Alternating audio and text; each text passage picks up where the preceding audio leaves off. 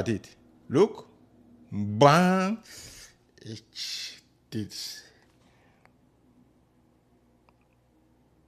How come the whole warehouse collapsed with this small hit? The driver was even sleeping, so he was not accelerating. That should not happen. That should not, let me stop. That should not happen. So, this is one of my questions I want to answer. Where was the supervisor? Where was the supervision? Now, let me ask you an important question. If someone look this tired, should they be driving a forklift? If someone look this tired, should they be driving a forklift? I'm asking you, the viewer, whether you are a supervisor, whether you are a manager, whether you are a business owner, whether you're a forklift operator, is there any possibility that someone like this looking tired should drive a forklift? Supervisors are there to protect workers. That means watching for signs like heavy fatigue, slow reaction, head down, low awareness. If you are a human being, you know what I'm talking about. You know, sometimes someone will feel like, it's okay, but you can see if it's front of you, especially if you are a supervisor. You have learned all those things to read signs. The person will react slowly. The person will be slow in reaction. The person will be acting with low awareness. Most of the time you see like head is down. You can see as the person is acting. Then the person is not controlling his whole body and mind. As a supervisor, you should be able to detect and not let that person drive a forklift. Yeah. If a child looks sleepy, you don't let them ride a bike in traffic. Do you? If a child looks sleepy, you don't let them drive a bike in a traffic. A forklift is much more dangerous than a bike. Look, this is the truth. If, I say again, if, based on this accident we saw there, if, I say again, it's a big if the supervisor noticed sign of a fatigue during a safety hurdle and allowed the worker to continue, they failed their primary duty. Yes. If you are a supervisor, you have allowed this to happen, you realize this person has a fatigue, you fail your primary duty. Supervisor must be trained to recognize the sign of fatigue or impairment for his worker. That actually protects the worker, it protects the supervisor, it protects the company, it protects the society, even reduce the amount of people space in the hospital. Because like this one we have seen there, if he goes to the hospital now, he have taken a space of a elderly person, a person who's really supposed to be in the hospital because he's sick.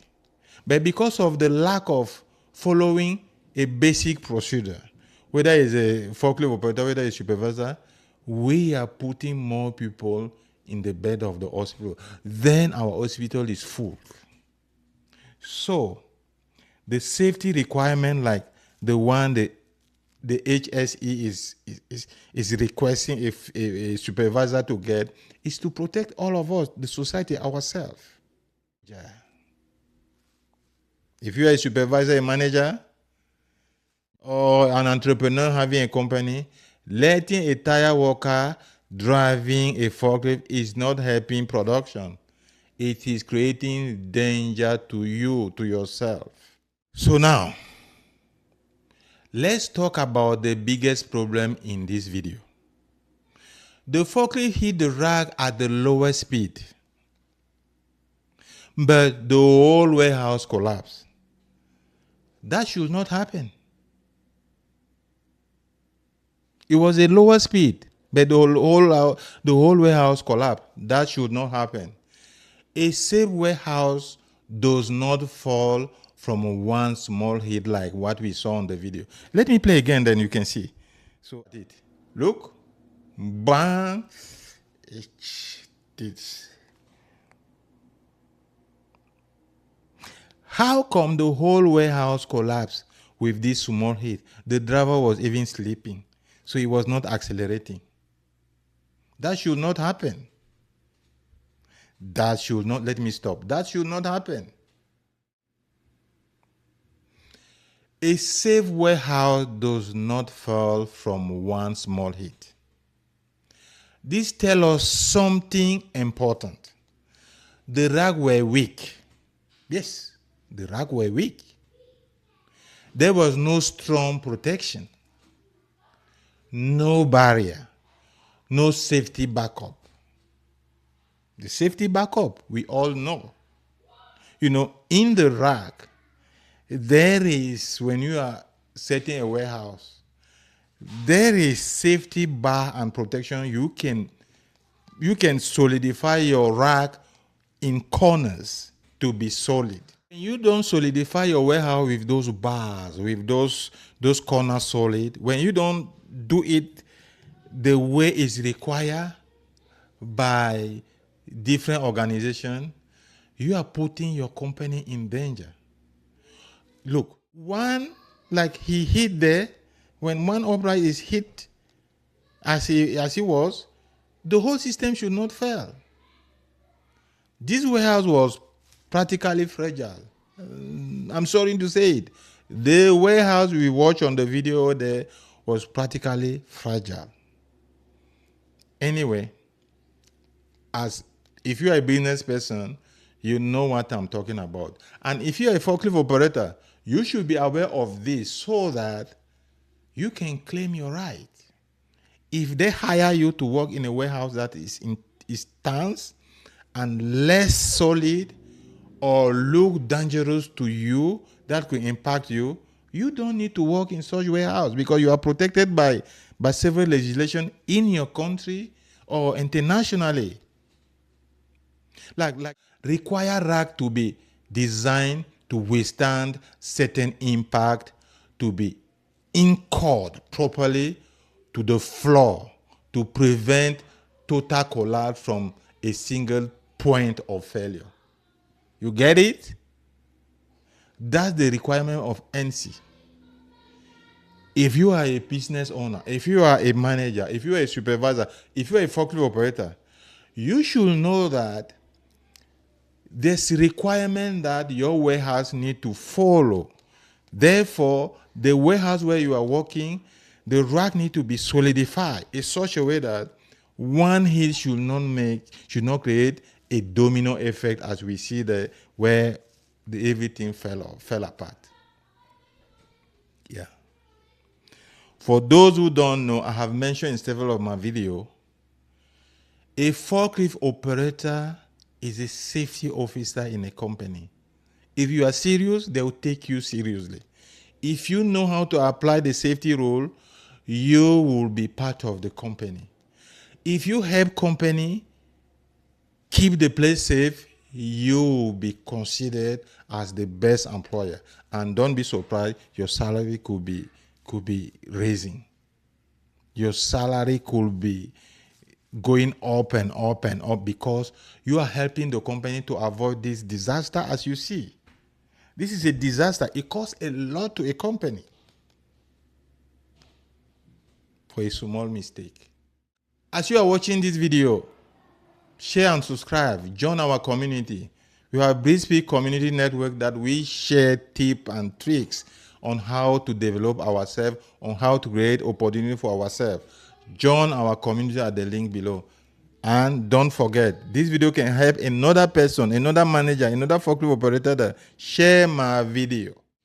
So let's explain this in a simple way. Why did the rack fail? We have an answer. Because the forklift hit them. Yes. Why the forklift hit them? Because the driver was too tired. Yes, we have the answer. Why was the driver tired? Maybe he worked too many hours. Maybe he requested for extra hour because he has expenses. He wanted more money. And that's why I advise forklift operator.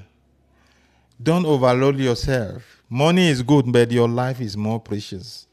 The life of other people are more precious. So doing extra hour, doing double shift is mostly putting yourself in danger if you're a forklift operator. So maybe why did the forklift hit them? Because the driver was too tired. Why was the driver tired? Maybe he worked too many hours. Or maybe he wanted more money. Maybe he requested for more hours. Why will someone work too many hours? Of course, we know. Not enough staff. If a company don't have enough staff, they will be talking to you like, hey, you know what? No, help the company. No. Oh, you know what? You need to work more hours. It's a problem that most company has, but they need to solve it, but not by making you work too much in such a way that you become an hazard to yourself, to a company. Maybe the forklift operator hit because he had too much pressure.